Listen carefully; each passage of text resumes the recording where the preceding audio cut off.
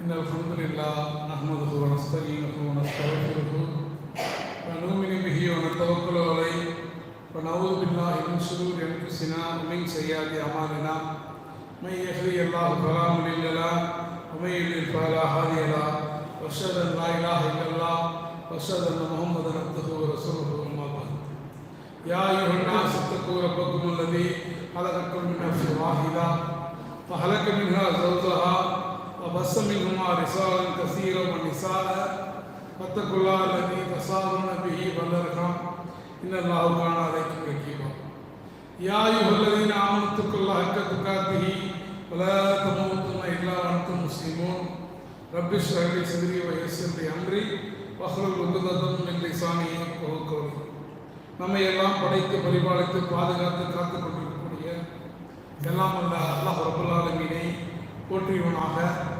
அவனுடைய சாந்தியும் சமாதானமும் நமது உயிரினும் மேலான உத்தம தூதர் முஹம்மது நபி ஸல்லல்லாஹு அலைஹி வஸல்லம் அன்னவர்கள் மீதும் அன்னாருடைய குடும்பத்தினர்கள் சத்திய சஹாபாக்கள் தாபீன்கள் தபோ தாபீன்கள் இமாம்கள் சுஹதாக்கள் மேலும் இந்த வெள்ளிக்கிழமை இறைவன் கடமையாக்கக்கூடிய இந்த ஜும்மாவை நிறைவேற்றுவதற்காக வந்திருக்கக்கூடிய நம் அனைவர்கள் மீதும் அந்த வற்றாத பெருங்கருணையுடைய சாந்தியும் சமாதானமும் என்றும் என்றும் புரியப்படட்டுமாக என்று பிரார்த்தித்தவனாக இந்த ஜும்மாவுடைய உரையை ஆரம்பம் செய்கிறேன். அன்பார்ந்த சகோதர சகோதரிகளே, பெரியவர்களே, இன்றைய உரையுடைய கருப்பொருள் ஹிஜ்ரத் பெரும் பாடங்கள். இறைவன் நாடினால் நாளை ஒரு புதிய புத்தாண்டில், இஸ்லாமிய புத்தாண்டில் அடியெடுத்து வைக்க இருக்கின்றோம். இந்த சமயத்தில் இந்த ஹிஜ்ரத்துக்கு ஏன் இந்த அளவுக்கு முக்கியத்துவம்? இஸ்லாமிய வரலாற்றில் எத்தனையோ சம்பவங்கள் இருக்கும்போது அந்த சம்பவங்களை எல்லாம் விட்டுவிட்டு குறிப்பாக சொல்ல வேண்டும் என்றால் பெருமானார் ஸல்லல்லாஹு அலைஹி வஸல்லம் பிறந்த தினமாக இருக்கலாம், அல்லது இறந்த தினமாக இருக்கலாம், அல்லது ரசூல் ஸல்லல்லாஹு அலைஹி வஸல்லம் அவர்களுக்கு நபி பட்டம் கொடுக்கப்பட்ட அந்த 27ஆம் அல்லது கடைசி 10 நாட்களாக இருக்கலாம். அதையெல்லாம் விட்டுவிட்டு பெருமானார் அவர்கள் மக்காவிலிருந்து மதீனாவுக்கு புலம்பெயர்ந்த அந்த ஹிஜ்ரத்துக்கு ஏன் அந்த அளவுக்கு முக்கியத்துவம் என்பதை பற்றி, அந்த ஹிஜ்ரத்திலிருந்து நாம் இன்றைய காலகட்டத்தில் என்ன பாடங்களை எடுத்துக்கொள்ள வேண்டும் என்பதை பற்றியும் தான் இன்ஷா அல்லாஹ் நாம் பார்க்க இருக்கின்றோம். பொதுவாக உலக வாழ்க்கையில், சாதாரணமாக உலக வாழ்க்கையில் ஒரு ஆண்டு முடிந்தால் அடுத்த ஆண்டு அது ஒரு கல்வி நிறுவனமாக இருந்தால் இந்த கல்வி ஆண்டை முடித்து அடுத்த கல்வி ஆண்டை வரவேற்பார்கள். ஒரு நிறுவனமாக இருந்தால் இந்த ஃபினான்ஷியல் இயரை முடிச்சுட்டு அடுத்த ஃபினான்ஷியல் இயர் எதிர்பார்ப்பாங்க. சாதாரணமான மக்கள் ஒரு ஆங்கில புத்தாண்டை இந்த வருஷம் முடிஞ்சிருச்சு, நமக்கு அடுத்த வருஷம் வந்துருச்சுன்னு நினைப்பாங்க. அதே போன்றுதான் முஸ்லிம்களும் இந்த ஹிஜ்ரியை நாம் நோக்கப் போகிறோமா, அல்லது அதற்கு மேலாக அதை தாண்டி இந்த ஹிஜ்ரத்தில் நாம் பெற்றுக்கொள்ள வேண்டிய படிப்பினைகள் இருக்கிறதா என்பதைத்தான் நாம் சிந்தித்து பார்க்க வேண்டும். பெருமானார் ஸல்லல்லாஹு அலைஹி வஸல்லம் அவர்கள் அந்த மக்கத்து மண்ணில், எந்த மக்கத்து மண், எந்த மண்ணில் ஒவ்வொரு நபர்களும் தனித்தனி சிலைகளை செய்து வைத்து வணங்கிக் கொண்டிருந்தார்களோ, எந்த ஒரு ஆலயம் இறைவனுக்காக கட்டப்பட்டதோ அந்த ஏக இறைவனுக்காக கட்டப்பட்ட அந்த காபத்துல்லாவில ஹஜ் செய்கிறோம் என்ற பெயரில் நிர்வாணமாக வலம் வந்து கொண்டு தங்களுக்கு பிடித்தமான உருவங்களை சிலைகளாக வைத்துக் கொண்டு 300க்கும் மேற்பட்ட சிலைகளை வைத்து வணங்கி வழிபட்டு கொண்டிருந்த அந்த காட்டருவி சமூகத்தில் பெருமானார் ஸல்லல்லாஹு அலைஹி வஸல்லம் அவர்கள் எந்த ஹிஜ்ரத்தின் மூலமாக என்ன சாதித்தார்கள்? அப்ப கிட்டத்தட்ட 1435 ஆண்டுகளுக்கு மேல ரசூலுல்லாஹ்வுடைய ஹிஜ்ரத் நடந்து முடிஞ்சிருச்சு. அப்ப நாம என்ன சிந்திச்சு பார்க்கணும், கடந்த ஹிஜ்ரியை முடித்து இந்த அடுத்த ஹிஜ்ரிக்கு போறவன் இந்த ஒரு வருஷத்துல நாம என்ன செஞ்சோம், இல்ல ஒரு வருஷம் செய்யல அப்படின்னா அடுத்த ஒரு வருஷத்துக்கு நாம என்ன செய்ய போகிறோம்?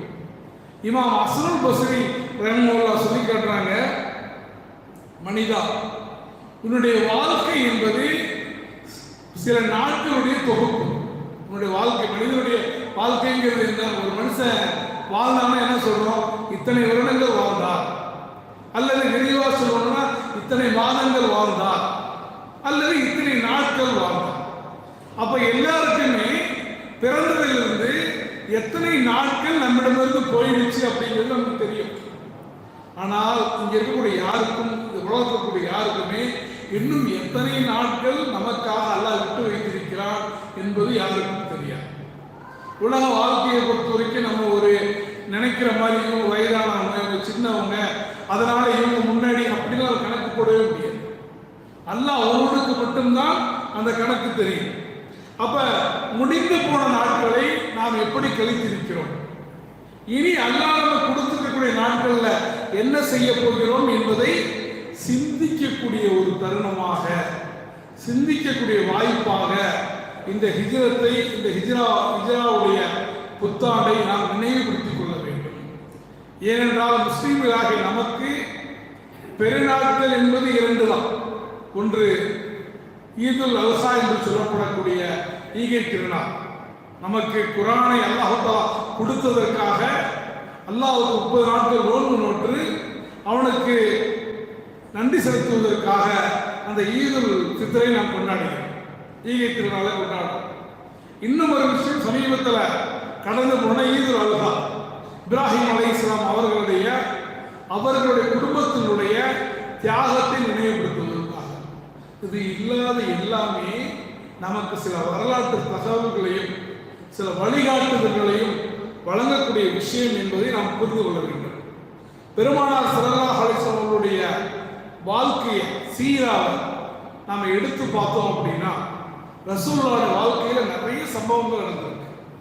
அதில் ஒரு டாப் 10 அப்படின்னு நம்ம பார்த்தோம்னா, ரசூலுல்லாஹ் பிறந்தது, ரசூல் ஸல்லல்லாஹு அலைஹி வஸல்லம் அவருடைய தாயார் இறந்தது, ரசூல் ஸல்லல்லாஹு அலைஹி வஸல்லம் அவர்கள் சிறு வயதாக இருக்கும் போதே அவர்களை ஒரு யூத தொகையை பார்த்து இவர் எதிர்காலத்தில் இறை தூதராக வருவார் என்று சொன்னது, அல்லது ரசூல் ஸல்லல்லாஹு அலைஹி வஸல்லம் அவர்கள் அன்னை கதீஜா ரலியல்லாஹு அன்ஹா அவர்களை மணந்தது, பெருமானார் ஸல்லல்லாஹு அலைஹி வஸல்லம் அவர்களுக்கு அந்த ஹிரா குகையில அந்த நுபுத்துவம் ஜிப்ரீல் அலைஹிஸ்ஸலாம் மூலமாக கிடைத்தது.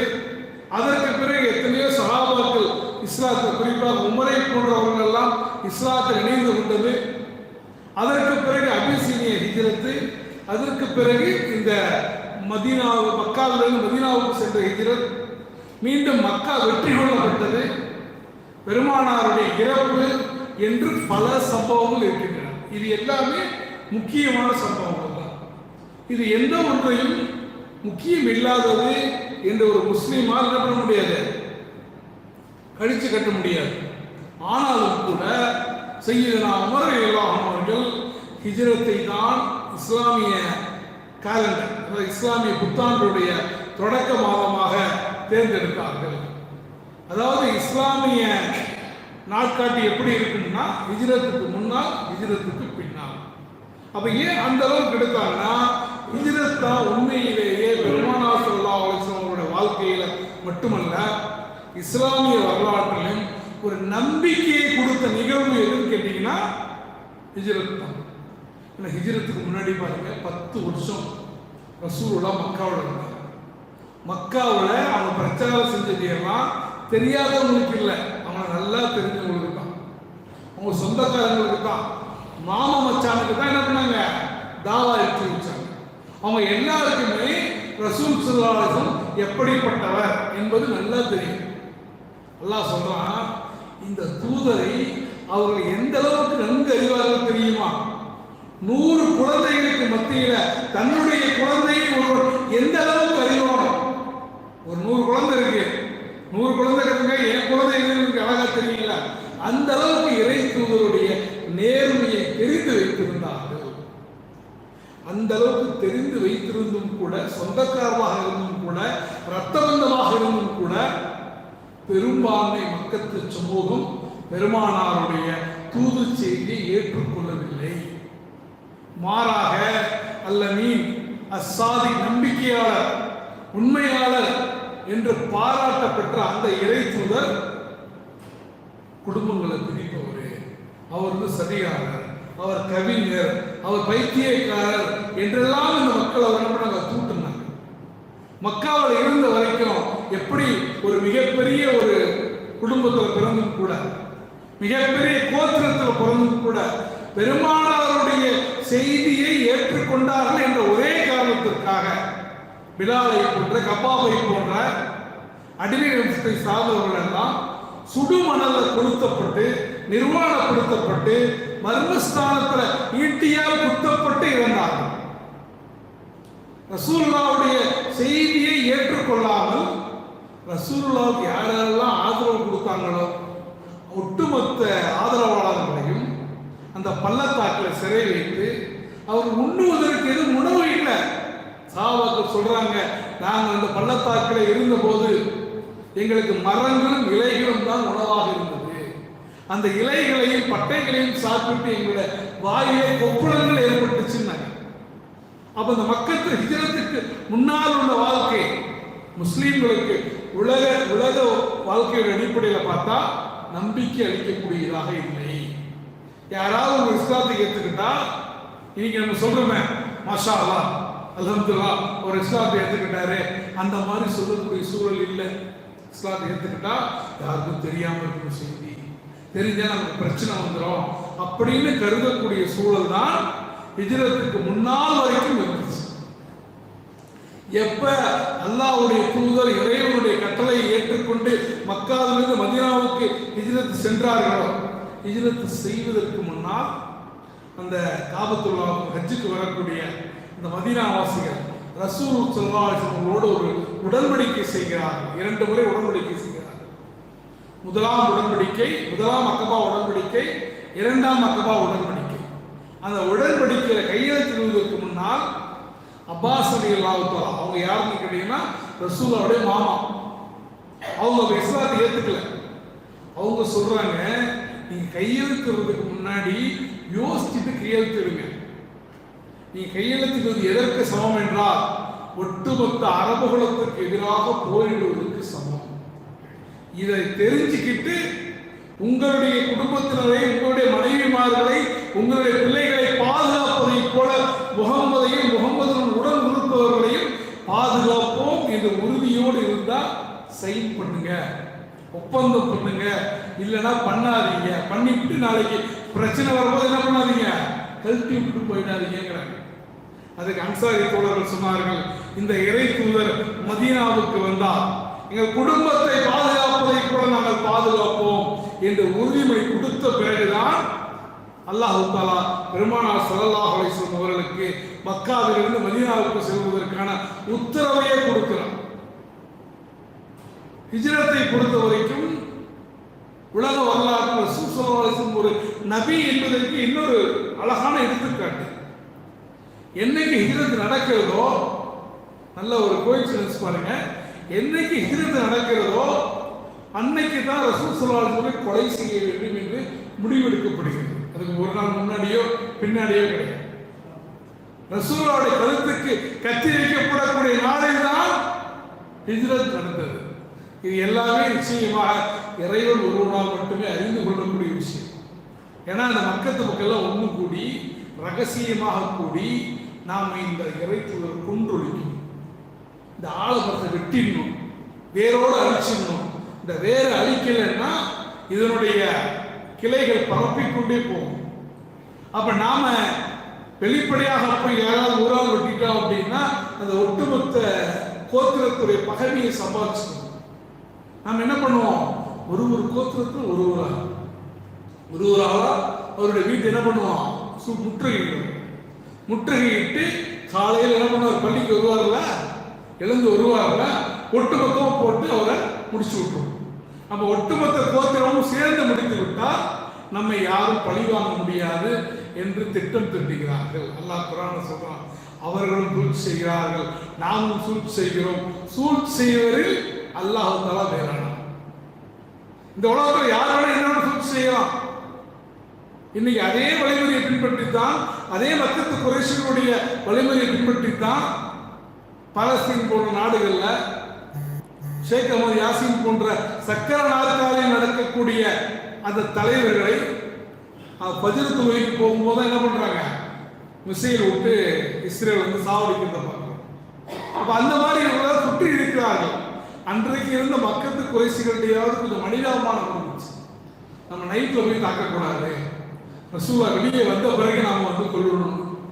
அப்படி இருக்கும்போது ரசூல் ஸல்லல்லாஹு அலைஹி வஸல்லம் அந்த படுக்கையிலே தன்னுடைய மருமகன் அலி ரலியல்லாஹு அன்ஹு அவர்களை கூப்பிட்டு இந்த படுக்கையில் படுத்துக்கணும். அந்த படுக்கையில் படுக்கிறதுங்கிறது ஒரு மரணப்படுக்கைக்கு சமம். ஏன்னா தவறி போய் வந்து குத்திட்டாங்கன்னா அலிரதரோட கதை அவ்வளோதான். அலிரதரை படுக்க வச்சுட்டு ரசூல் அவர்களுடைய கண் முன்னாலேயே அல்லாஹ் குர்ஆன்ல எப்படி வர்ணிக்கிறான்னா, அவர் மண்ணை தூவினார், அவர் தூவவில்லை, நாம் தூவினோங்கிறாங்க. ஸோ அவர் மண்ணை தூவுறாங்க. அவர்கள் பார்க்கும் போதே அவர்கள் கண் முன்னாலே பெருமானார் ஸல்லல்லாஹு அலைஹி வஸல்லம் அவர்களும் அவருடைய அணுக்க தோழர் அபூபக்கர் ரலியல்லாஹு அன்ஹு அவர்களும் மதீனாவை நோக்கி விரைகிறார்கள். அந்த ஹிஜ்ரத் தான் இஸ்லாமிய வரலாற்றில் மிக முக்கியமான ஒரு திருப்பு முனை, இஸ்லாமிய வரலாற்றில் ஒரு டேர்னிங் பாயிண்ட், இஸ்லாமிய வரலாற்று தலைகீழாக புரட்டிப்பட்ட ஒரு சம்பவம் கேட்டீங்கன்னா இந்த ஹிஜ்ரத்தை போல எதுவுமே கிடையாது. வரலாற்றில் பல நபிமார்கள் ஹிஜ்ரத் செஞ்சிருக்கிறாங்க. இப்ராஹிம் அலைஹிஸ்ஸலாம் செஞ்சிருக்கிறாங்க, மூசா அலைஹிஸ்ஸலாம் செஞ்சிருக்கிறாங்க. ஆனால் நாமும் ஹிஜ்ரத் செய்கிறோம். இங்கே துபாய்க்கு போகிறோம், சவுதிக்கு போகிறோம். எதுக்கு? அந்த ஹிஜ்ரத் சம்பாதிக்கிறதுக்காக, உலக வாழ்க்கை இன்னும் பலப்படுத்திக் கொள்ள வேண்டும் என்பதற்காக. அப்போ அந்த ஹிஜ்ரத்திலிருந்து பெருமானார் ஸல்லல்லாஹு அலைஹி வஸல்லம் அவருடைய ஹிஜ்ரத் என்பது முற்றிலுமாக வேறுபட்ட ஒரு ஹிஜ்ரத். எல்லா ஹிஜ்ரத்தையும் ஒரே மாதிரி நம்ம கணக்கில் எடுத்துக்கொள்ளக்கூடாது. நாம ஹிஜ்ரத் செய்வது நம்முடைய எந்த ஊரில் இருக்கிறோமோ அந்த ஊரில் இருக்கிற மக்கள் இன்னும் பலமாக வாழ வேண்டும் ஹிஜ்ரத் செய்யணும். பெருமானார் ஸல்லல்லாஹு அலைஹி வஸல்லம் அப்படி அல்ல, தான் நேசித்த மண்ணை ரசூல் ஸல்லல்லாஹு அலைஹி வஸல்லம் அவர்கள் மக்கத்து மண்ணை எந்த அளவுக்கு நேசித்தாங்க தெரியுமா? எல்லாருக்குமே உலகத்தில் எப்படிப்பட்ட மனிதர்களாக இருந்தாலும், உலகத்துல ஆஸ்திரேலியாவில் இருந்தாலும் சரி, அமெரிக்காவில் இருந்தாலும் சரி, தான் பிறந்த ஊர் என்பது ஒரு பாசம் எல்லாருக்குமே இருக்கும். அப்ப ரசூல் ஸல்லல்லாஹு அலைஹி வஸல்லம் அவர்கள் வந்து முதல்ல அவங்களுக்கு அந்த நபி பட்டம் வழங்கப்பட்ட போது, அந்த ஹிரா குகையில நபியாக ஜிப்ரீல் அலைஹிஸ்ஸலாம் சொன்ன போது, அவங்க கதீஜா ரலியல்லாஹு அன்ஹா அவர்கள் அவர்களுடைய வரக்கா பின் நௌஃபலை கூட்டு வராங்க. அப்ப அவங்க சொல்றாங்க, உங்களிடம் வந்தவர் மூசாவிடம் எந்த மலக்கு வந்தாரோ, எந்த வானவர் வந்தாரோ அதே வானவர் தான், நீங்கள் நபிதான். ஆனால் உங்களை இந்த மக்கள் வெளியேற்றி விடக்கூடிய காலத்தில் நான் உயிரோடு இருந்தால் உங்களுக்கு சப்போர்ட் பண்ணுவாங்க. ரசூலை கேட்ட கேள்வி என்ன தெரியுமா? என்னது, இந்த மக்களா, இவங்களா, ஏன் மக்கள் என்னை வெளியேற்ற மாட்டாங்க? ரசூலை நம்பிக்கை இல்லை. ஏன் மக்களா? என்னுடைய சொந்தக்காரங்க, என்னுடைய மாமா மச்சான், என்னுடைய உறவுகள், என்னுடைய ரத்த பந்தங்களை வெளியேற்றுவான். அதுவும் நான் இப்ப விட ஒரு நல்ல செய்தியை தான் உங்களுக்கு சொல்ல போறேன் அப்படிங்கிற ஒரு அவநம்பிக்கையில அந்த மண்ணின் மீது ஒரு பெரிய பாசம் ரசூலுல்லாஹ்வுக்கு இருந்துச்சு. அதனாலதான் முதல்ல முஸ்லீம்கள் மதீனாவுக்கு சென்ற பிறகு அவர்களுடைய கிப்லா என்பது அல் அக்ஸாவை நோக்கி இருந்தது, ஜெருசலத்தை நோக்கி இருந்தது. அல்லாஹ் என்ன பண்றான்? திசையை மாத்திரம் சொல்றான், நபியே உமது உள்ள கிடக்கையை நாம் அறிகின்றோம், உன் மனசுல என்ன இருக்குன்னு நமக்கு தெரியும். நாம் என்ன பண்றோம்? கிப்லா திசையை மக்காவை நோக்கி நாம் மாற்றி விட்டோம், ஹரத்தை நோக்கி நாம் மாற்றி விட்டோம். அப்ப ஹிஜ்ரத்துக்கு முன்னால் பெருமானாருடைய செய்தி என்பது தனிப்பட்ட நபர்களுக்கு மட்டும்தான் போச்சு. மக்காவில் ஒரு முஸ்லீம் குடும்பம், ஒரு முஸ்லீம் சமூகம், ஒரு முஸ்லீம் மஹல்லா அப்படி எதுவுமே இல்லை. அதெல்லாம் எப்ப சாத்தியப்பட்டுச்சு தெரியுமா? ஹிஜ்ரத்துக்கு பிறகுதான். ஹிஜ்ரத்துக்கு பிறகுதான் ஒரு முஸ்லீம் சமூகம், ஒரு முஸ்லீம் மஹல்லா என்பது உருவாச்சு. அப்ப ரசூல் ஸல்லல்லாஹு அலைஹி வஸல்லம் அவர்கள் ஹிஜ்ரத் செல்வதற்கான மிக முக்கியமான நோக்கம், மக்காவில் இருந்தாலே அவங்க எப்படியே கஷ்டப்பட்டவங்க தொழுதிருக்க முடியும், நோன்பு வச்சிருக்க முடியும், ஜக்காத் கொடுத்திருக்க முடியும். அதுக்காக மதீனாவுக்கு போல இந்த தீன் பரவ வேண்டும், இந்த தீன் மேலோக வேண்டும், இந்த தீன் ஆட்சி செய்ய வேண்டும். இஸ்லாம் தான் எவன் வானத்துக்கு அதிபதியோ அவன் தான் பூமிக்கு அதிபதி, அவனுடைய சட்டங்கள் இந்த பூமியை ஆள வேண்டும் என்ற காரணத்தினால் பெருமானார் ஸல்லல்லாஹு அலைஹி வஸல்லம் அவர்கள் தீனை நிலைநாட்டுவதற்காக, இகாமத்தே தீனை செய்வதற்காகத்தான் மக்காவிலிருந்து மதீனாவுக்கு சென்றார்கள். மதீனாவுக்கு சென்ற பிறகுதான் குடும்பங்களை, சமூகங்களை உருவாக்கி ஒரு இஸ்லாமிய ஆட்சி என்பது அங்குதான் என்ன பண்ணுச்சு? உருவாச்சு. பெருமானாருக்கும் மற்ற நபிமார்களுக்கும் உள்ள பெரிய வித்தியாசமே அதான். வில்லியம் மைக்கேல் ஹார்ட் என்று சொல்லப்படக்கூடிய ஒரு யூத அறிஞர், அவர் ஒரு யூதர், உலகத்தின் தலை சிறந்த 100 பேரை, அவர் யூதர் என்ற ஒரு குறிப்பும் இருக்கிறது, கிறிஸ்துவ என்ற குறிப்பும் இருக்கிறது. உலகத்தின் தலை சிறந்த 100 பேரை பட்டியலிடுறார். இந்த உலகத்தின் தலை சிறந்த 100 பேரை பட்டியலிடும் போது அவர் முதலிடத்தை யாருக்கு கொடுக்கிறார்னா ஈசா அலைஹிஸ்ஸலாத்துக்கு கொடுக்கல, மூசா அலைஹிஸ்ஸலாத்துக்கு கொடுக்கல. யாருக்கு கொடுத்தாரு? முஹம்மது ஸல்லல்லாஹு அலைஹி வஸல்லம் சொல்லி விட்டு சொல்லி கேட்டார். இன்றளவுக்கும் விற்பனையில இருக்கக்கூடிய ஒரு நூல். நான் முதல் இடத்திற்கு முகம்மதை தேர்ந்தெடுத்தது வாசகர்களாகி உங்களுக்கு ஆச்சரியமாக இருக்கும். ஏன்னா ஈசா அலைஹிஸ்ஸலாம் அவர் பிரச்சாரகராக இருந்தவர், ஆட்சியாளராக இல்லை. உலகத்துல ஒரே மனிதர் ஆன்மீகத்திலும் இருந்தார், அரசியலிலும் இருந்தார். ஒரு மனிதர் ஆட்சியாளராகவும் இருந்தார், மதபோதகராகவும் இருந்தார். ஒரு மனிதர் குடும்ப தலைவராகவும் இருந்தார், மக்களுக்கு வழிகாட்டக்கூடிய சமூக தலைவராகவும் இருந்தார். இப்படி ஒரு மனிதர் உலகத்தின் அத்துணை கதாபாத்திரங்களுக்கும் ஒரு முன்மாதிரியை வழங்கிய ஒரே மனிதர் உலகத்தில் முகமது நபி அவர்கள் மட்டும்தான் என்பது இஸ்லாத்தை ஏற்றுக்கொள்ளாத மைக்கேல் ஹார்ட்டுடைய கருத்து. அப்ப அந்த அளவுக்கு ரசூலுல்லாஹ்வுக்கு அதிகாரம் கிடைத்ததற்கு மிக முக்கியமான காரணம் மக்காவிலிருந்து மதீனாவுக்கு ஹிஜ்ரத் செய்ததால் தான். அதனால தான் ரசூலுல்லாஹ் மக்கா வெற்றி கொள்ளப்பட்ட பிறகும் கூட, மக்கா வெற்றி கொள்ளப்பட்ட சூழல் இருக்கிறாங்க, அதனால கூடுதலாக கொடுத்திருக்கிறேன், நான் என்னை மதீனா வாசலில் கொடுத்து விட்டேன், உங்களுக்கு எது வேணும்னு கேட்கிறாங்க. யார் ரசூலுல்லாஹ், நீங்கள் தான், எங்களுக்கு வேறு எதுவும் வேணாம். அந்த அளவுக்கு மக்கா தன்னுடைய தேசமாக இருந்த போது ரசூல் ஸல்லல்லாஹு அலைஹி வஸல்லம் மதீனாவை தான் தன்னுடைய தலைநகராக எடுத்துக்கொண்டார். ஹிஜ்ரத்து போகும்போது ரசூலுல்லாஹ்வுடைய அந்த பிளானிங் இருக்கு பாருங்க, உலகத்தில் அந்த மாதிரி ஒரு ஸ்ட்ராட்டஜி யாருமே பண்ணதில்லை. சாதாரணமாக எல்லாரும் எந்த திசையில போவாங்களோ அந்த திசையில ரசூலுல்லாஹ் போறாங்க. நமக்கு தெரியும் பின்னாடி உலகாளிகள் வருவாங்க, நம்மளை கண்டுபிடிக்க வருவாங்க. ரசூல் ஸல்லல்லாஹு அலைஹி வஸல்லம் இந்த தேதியில போறாங்கிற செய்தி யாருக்குமே தெரியாது, அவங்க யாருக்கும் தெரியப்படுத்தவே இல்லை.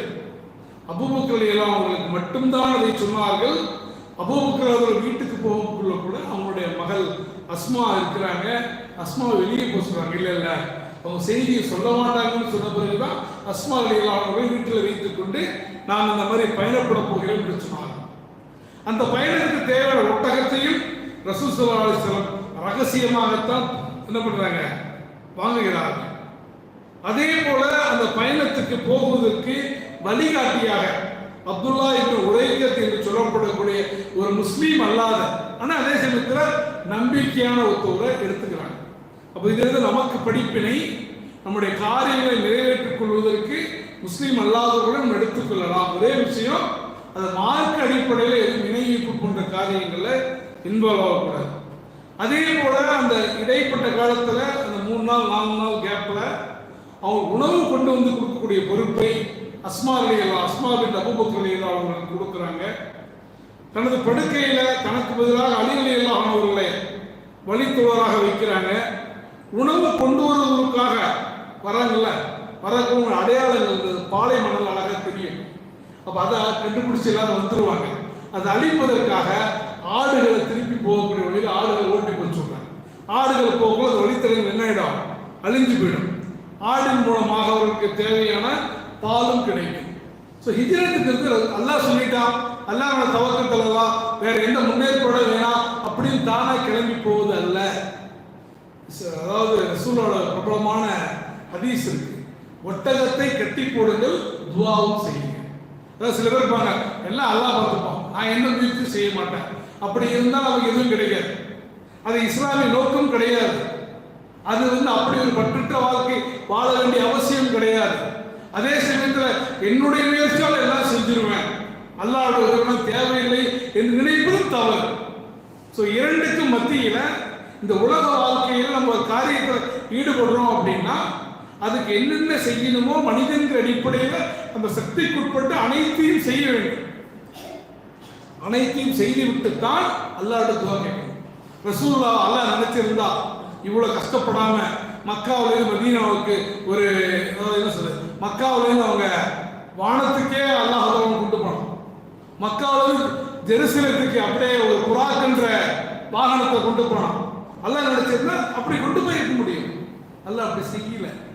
மனிதர்கள் அடிப்படையில் ஒரு மனிதன் எப்படியெல்லாம் முடிவெடுக்க வேண்டும் என்பதற்கு வழிகாட்டியாக பெருமானார் ஸல்லல்லாஹு அலைஹி வஸல்லம் அவர்களுடைய அந்த ஹிஜ்ரத்தை அல்லாஹ் தஆலா ஆக்கி கொடுத்தான். அதே போல ரசூல் ஸல்லல்லாஹு அலைஹி வஸல்லம் அவர்கள் ஹிஜ்ரத்துக்கு போன பிறகு ஹிஜ்ரத் செஞ்சு மதீனாவுக்கு போன பிறகு அவங்க செய்த முதல் காரியம் என்ன தெரியுமா? அவங்க செய்த முதல் காரியம் இறைவனை வணங்குவதற்காக ஒரு பள்ளி வாசலை நிர்மாணித்தார்கள். அவங்க முஸ்லீம்கள் எங்கு போனாலும் பள்ளி வாசலிருந்து பிரிந்து விடக்கூடாது என்பதை நம்ம புரிந்து கொள்ள வேண்டும். அல்லாஹ் பாதுகாக்க வேண்டும். நிறைய பள்ளிகளை பார்க்கிறோம். நிறைய பள்ளிகள் அந்த 5 வேளை தொழுகையை தவிர மற்ற நேரங்களில் கூட்டப்பட்டு கொண்டிருப்பதை பார்க்கிறோம். ஆனால் பெருமானாருடைய காலம் அப்படி அல்ல. பள்ளிவாசல் தான் ஒரு மஹல்லாவுடைய, ஒரு ஜமாத்தினுடைய உயிர் நாடி. ஒரு சமூகத்தினுடைய வழக்குகள், ஒரு சமூகத்தினுடைய பொருளாதார பிரச்சனைகள், ஒரு சமூகத்தினுடைய குடும்ப பிரச்சனைகள், ஒரு சமூகத்தினுடைய அரசியல் பிரச்சனைகள், ஒரு போர் செய்வதற்கான முஸ்லீம்கள் எல்லாமே எங்க நடக்கும்னா பள்ளிவாசல்ல தான் நடக்கும். ஏன்னா பள்ளிவாசல் என்பது 24/7 இயங்க வேண்டிய அளவில் தான் பெருமானார் ஸல்லல்லாஹு அலைஹி வஸல்லம் அவருடைய காலத்தில் இருந்துச்சு. அடுத்தபடி ரசூல் என்ன பண்ணாங்க? பள்ளிவாசலை கட்டினாங்களா, கட்டிட்டு 5 வேளை தொழுதுட்டு அப்பாடா படுத்துல ரசூல் அடுத்து என்ன பண்ணாங்க? மதீனாவில் எத்தனை மக்கள் இருக்கிறாங்க, முஸ்லீம்கள் எத்தனை, யூதர்கள் எத்தனை. இப்போ யூதர்கள் இவ்வளோ குறைவாக இருக்கிறாங்க, ஆனால் பொருளாதாரத்தை அவங்களுடைய கண்ட்ரோலில் வச்சிருக்காங்க. எப்படி? அப்ப ஹவுஸ் கஸ்ரஜுக்கு மத்தியில் ஒற்றுமை இல்லை அப்படிங்கிறத கணக்கிட்டு 2 பேரையும் ஒன்றுபடுத்தி யூதர்கள் செய்து கொண்டிருக்கக்கூடிய வணிகத்துக்கு மாற்றமாக இன்னொரு மார்க்கெட்டை ரசூலுல்லாஹ் நிர்மாணித்து நியாயமான வணிகத்தை செய்கிறார்கள். முஸ்லீம்களுக்கு முன்னெப்பும் இல்லாத அளவுக்கு என்ன பண்ணுது? வியாபாரத்தில் பரக்கத்தை ஏற்படுத்துவதை பார்க்கிறோம். ரசூல் ஸல்லல்லாஹு அலைஹி வஸல்லம் ஹிஜ்ரத் செய்த பிறகு பள்ளிவாசலை கட்டமைக்கிறாங்க, பொருளாதார வளத்தை மேம்படுத்துறாங்க, முஸ்லீம்களுடைய கணக்கு அதை எத்தனை பேர் இருக்கிறாங்க சென்சஸ் எடுக்கிறாங்க. இன்னைக்கு நம்ம என்னென்ன பேசுறோமோ அதில் ரசூலுல்லாஹ் அப்பயே செஞ்சிருக்காங்க. அதற்கு பிறகு ரசூலுல்லாஹ் செய்த ஒரு காரியம் இருக்கிறத உலக வரலாற்றில் அதுக்கு முன்னாலும் பின்னாலும் அப்படி ஒரு சம்பவம் நடந்ததே இல்லை. அதாவது ரசூலுல்லாஹ்வுடைய நம்பி மக்காவிலிருந்து ஒரு 300-400 குடும்பங்கள் என்ன பண்ணிருக்க, சொந்தம், வீடு, பொருளாதாரம், விவசாயம் எல்லாத்தையும் விட்டுட்டு வெறுங்கையோட மதீனாவுக்கு வந்துக்கிறாங்க. ஒட்டாண்டியா இருக்கிறாங்க. மதீனாவில் இருக்கக்கூடிய முஸ்லீம்கள் புதுசா இஸ்லாத்தை ஏற்றுக்கிட்டாங்க. 2 பேரையும் கூப்பிடுறாங்க. இந்த பக்கம் மதீனா முஸ்லீம்கள், இந்த பக்கம் மக்கா முஸ்லீம்கள். இங்கேருந்து ஒரு ஆளை கூப்பிடுறாங்க, இங்கேருந்து ஒரு ஆளை கூப்பிடுறாங்க. இன்று முதல் நீங்கள் எவரும் சகோதரர்கள். சிம்பிள் அவ்வளோதான். இங்கே ஒரு 500 பேர் இருக்கிறாங்க, ஒரு 500 பேர் இருக்கிறாங்கன்னா இங்கேருந்து ஒரு ஆள், இங்கேருந்து ஒரு ஆள். இன்று முதல் நீங்கள் ஒருவருக்கு சகோதரர் முடிச்சு அவ்வளோதான். அவர் என்ன பண்ணுவார்? உடனே மதீனாவாசி அந்த மக்காவாசியை கூப்பிட்டு, நீ இன்று முதல் நீங்கள் சகோதரர், 2 வீடு இருக்கு, நீ ஒரு வீடு எடுத்துக்கோ. என்கிட்ட 2 நிலம் இருக்கு, நீ ஒரு நிலம் எடுத்துக்கோ. என்கிட்ட இவ்வளவு சொத்து இருக்கு, நீ பாதி சொத்து எடுத்துக்கோ. ஒரு பெரிய அகதிகள் பிரச்சனையை பெருமானார் ஸல்லல்லாஹு அலைஹி வஸல்லம் அவர்கள் அந்த ஈமானிய உணர்வோடு, சகோதரத்துவ உணர்வோடு எப்படி அழகான முறையில் அதை பண்ணி காட்டாங்கிறத நம்ம பார்க்கிறோம். அதே போல பெருமானார் ஸல்லல்லாஹு அலைஹி வஸல்லம் அவருடைய ஹிஜ்ரத்துக்கு பின்னால் அந்த மதீனா மக்களுக்கு மத்தியில் இவர் மக்காவாசி, மதீனாவாசி அப்படிங்கிற பிரிவினைலாம் ஏற்படாம அவர்களுக்கு மத்தியில் அந்த சகோதரத்தை கொண்டு வருவதில் ரசூல் ஸல்லல்லாஹு அலைஹி வஸல்லம் அவர்கள் கடுமையாக உழைத்தார். ரோமாபுரியை சேர்ந்த சுஹைப் ரலியல்லாஹு அன்ஹு அவர்கள், பாரசீகத்தை சேர்ந்த சஹாபாக்கள், சல்மான் பாசி ரலியல்லாஹு அன்ஹு அவர்கள், எத்தியோப்பியாவை சேர்ந்த பிலால் ரலியல்லாஹு அன்ஹு அவர்கள், இப்படி உலகத்தில் பல மூலையில் இருக்கக்கூடியவர்கள் இஸ்லாமிய ஒரு கொள்கையை ஏற்றுக்கொண்டு அவர்கள் சகோதரர்களாக இருக்க முடியும் என்பதை பெருமானார் ஸல்லல்லாஹு அலைஹி வஸல்லம் உணர்த்தி காட்டினார்கள். இன்னைக்கு அந்த சகோதரத்துவம் நம்மகிட்ட இல்லை. ஒன்றுபட்ட உலகத்தையே ஆண்ட ஒரு கிலாஃபத் எப்படி வீழ்ந்தது? அரபியர்கள், துருக்கியர்கள்ங்கிற இந்த பிரச்சனை தான் நமக்கு இருந்தது. இன்னைக்கு ஒரு பொது எதிரி வந்தா கூட அவர் இந்த கொள்கையில் இருக்கிறவரு, இந்த கொள்கையில் இருக்கிறவர்னு பொது எதிரியை ஆதரிக்கக்கூடிய ஒரு நிலைக்கு முஸ்லீம்களுக்கு மத்தியில ஏகப்பட்ட கருத்து வேறுபாடு. அல்லாஹ் குர்ஆனை தெளிவா சொல்லி காட்டுறான்.